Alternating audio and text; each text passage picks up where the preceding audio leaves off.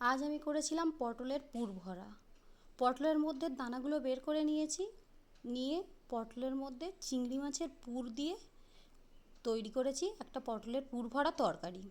চিংড়ি মাছ, একটু রসুন কোয়া আর একটু সেদ্ধ করা আলু একসাথে তেলে ফেলে ভেজে নিয়েছি।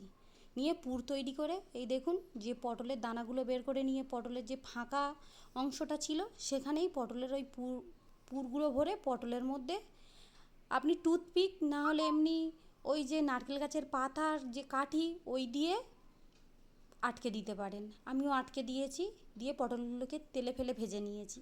তারপর পেঁয়াজ আদা রসুন বাটা দিয়ে একটা মশলা তৈরি করে সেইটা কষিয়ে নিয়ে তাতে জল দিয়ে দিয়েছি, দিয়ে ভাজা পটলগুলো দিয়ে দিয়েছি। দিলে কমপ্লিট আমার পটলের পুর ভরা। খেতেও প্রচণ্ড সুন্দর হয় এটা। বাচ্চা থেকে বড় সবাই খেতে পারে, ভালোও লাগে। যে পটল খেতে চায় না তারও ইচ্ছা হবে। আমিও পটলের পুর ভরা করে গরম গরম ভাত খেয়ে নিলাম। আপনারাও তৈরি করে খান।